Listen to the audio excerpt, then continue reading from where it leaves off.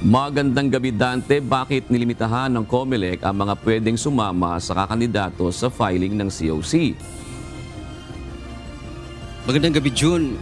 Hindi kasi lahat ng tanggapan ng Commission on Elections, kumbaga malalaki yung espasyo o lugar na sasapat kapag maraming mga kakandidato o maraming kasama yung mga kakandidato doon sa araw ng paghahain nila ng Certificates of Candidacy o COC. Sa katunayan nga, June, itong mga national candidates dito sa Metro Manila o na maghahain na gagawin dyan sa supposed to be sa Palacio del Gobernador dahil nga maliit yung lugar ay gagawin nila yan dyan sa Manila Hotel.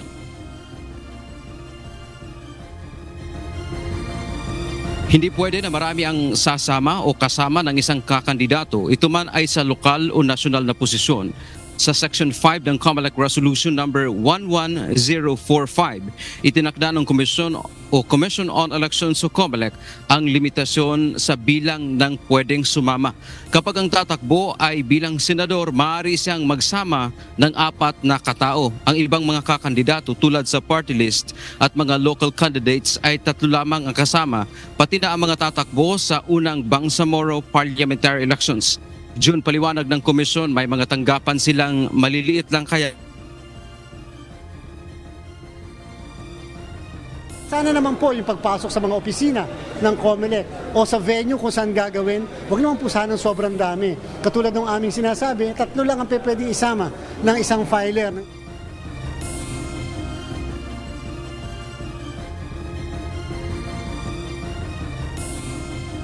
Wala silang kontrol sa mga kakandidato o kaya sa kanilang supporters na nasa labas ng filing area na kahit na sila ay magsusuot pa ng mukha ng kanilang sinusuportahang aspirant.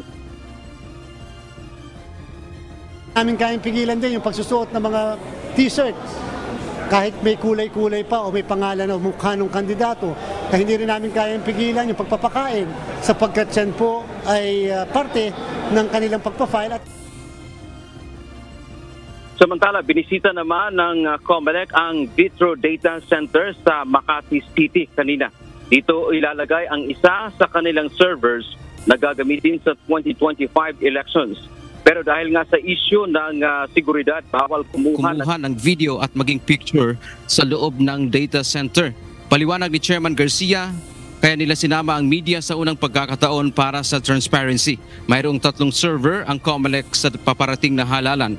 Tiniyak ng komisyon na walang malaking glitch na mangyayari sa 2025 elections tulad noong 2016 presidential elections. Ngayon nga, ang ambisyon ng COMELEC na 100% makapag-transmit ang lahat ng machines mula sa presinto papunta sa iba't ibang servers. At diba nga pinangako rin ng COMELEC na meron tayong real-time na result. June, batay pa nga sa pahayag ng COMELEC ay baga talagang ready na sila sa inaasahan na paghahain ng Certificates of Candidacy ng ating mga kababayan sa darating po yan na October 1 hanggang 8 para sa mga tatakbo sa national and local elections. Dahil yung BARM parliamentary elections, ang mga kakandidato dyan, yung kanila kasing paghahain ng COC ay naiurong mula sana October 1 hanggang 8 ay ginawa itong October 4 hanggang 9. At isa kanina sa nabanggit ng COMELEC, June, may isa daw grupo na kanilang inaccredit naman o pinayagan ng sumama sa party list system pagdating sa halalan sa 2025. Ito yung health workers group. Kasi noong una ay diniskwalipika nga sila ng COMELEC dahil kulang-kulang yung kanilang mga isinumiteng mga dokumento. Pero ayon kay Chairman Garcia, nakumpleto na raw nila yung mga kinakailangang requirement, kaya papayagan na sila ng COMELEC na makasama sa party list elections sa darating na May 12, 2025. Yan ang ating update mula dito sa Maynila. Balik sa June.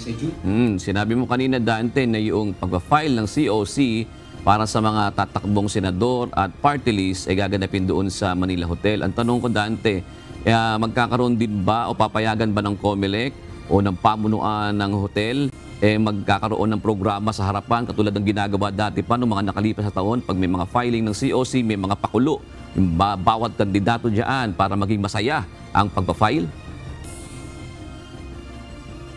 Sa ngayon, John, wala pa tayong particular na nakuhang information hinggil dyan, ang tugon hinggil dyan. Pero ang sinasabi ng COMELEC dito kanina, initially, ay hindi nila daw makokontrol.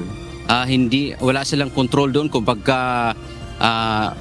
pagpunta ng isang kakandidato na kanilang sinusuportahan ay may dala-dala din itong iba nga, mga truck pa dyan na mga supporters nila para may iba suot pa yung mukha ng kanilang nandun yung mukha ng kanilang kandidato sa kanilang mga suot ay yun nga, may mga kulay pa at may pakain pa. Ang sinabi ng COMELEC kanina dyan na malinaw, wala silang control dyan, pero aalamin natin kasi itong lugar ng Manila Hotel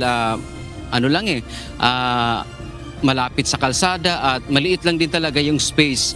Titingnan natin kung saan sila magsasagawa. Siguro kung maaaring, kung papayagan sila ng Manila Local Government, diyan banda sa may Quirino Grandstand, kung papayagan sila ng pamahalaang lungsod. Pero aalamin natin dyan kung ano talaga yung particular na mandato dyan ng COMELEC, kasi mukhang hindi naman nila talaga control yung lugar na yan kasi nga private property yan pag may-ari ng kumbaga ng Manila Hotel at wala silang masyadong kapangyarihan pagdating doon. Jude. Pagpatungkol naman doon sa server na sinasabi mo, ano ba ang kaibahan ngayon ng bagong server na yan ng COMELEC kaysa sa dati? Yes, Jun, kung dati kasi, kung matatandaan ng ating mga kasangbahay, may tinatawag na transparency server. Galing doon sa presinto, yung kapag bumoto tayo, pagka nag-transmit na ng mga boto, dadaan doon sa tinatawag nilang transparency server. At yun nga yung nangyari noong nakaraang 2016 June, kung tatandaan ng ating mga kasangbahay, nasa 6 to 7 hours yung glitch, baga hindi nakapaglabas ng resulta ng halalan. Sa ngayon, mula sa presinto June ay dederecho na sa kanya-kanyang server ng mga iba't ibang grupo. Mayroong server ng media, PPCRV, ng FREL, mayroon ding server ang COMELEC, at sabi pa nga ng komisyon mula din sa presinto, ang bago ngayon June ay mayroon din silang kumbagang transmission naman papunta sa DICT, so Department of Information and Communications Technology, para pagkalabas na ang resulta, mayroon na agad maiko-compare na ng ating mga kababayan kung pare-pareho nga ba yung lumabas dito sa server na ito na NAMFREL o kaya doon naman sa server ng Commission on Elections. So sinasabi dito ng COMELEC dapat diretso na, kumbaga transparency ang ating gagawin. Wala na siyang pagdadaanan na kumbaga parang middleman. Kumbaga dadaan muna doon, saka pa ibabato sa media, sa NAMFREL at PPCRV at iba pang mga stakeholders. Ngayon, mula presinto, diretso na yan sa media at sa iba pang mga stakeholders na kailangang makatanggap noong resulta ng halalan. June. No, so maaaring magduda, ano ang sinisiguro ng COMELEC dito sa server na ito, Dante?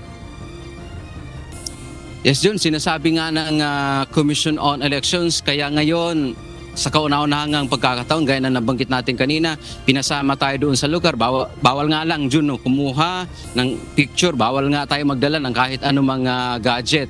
Ang sinasabi ng COMELEC dyan ay transparent sila, kung ano man yung magiging protesta sa kanila ay kung ano man ang magiging issue ay agad-agad nilang ilalabas. Ang binanggit kanina ni Chairman, kung halimbawa nagkakaroon talaga ng glitch sa isang server, kumbaga, agad naming sasabihin sa inyo na ito, nagkaroon tayo ng problema. Hindi yung parang ililihim namin sa inyo na kung kailan malaki na ang problema, saka na lang yung malalaman. Yun ang binanggit dyan ng COMELEC, full transparency sa darating na 2025 national and local elections, June. Alright, maraming salamat, Dante Amento, nag-uulat ang live mula sa Maynila.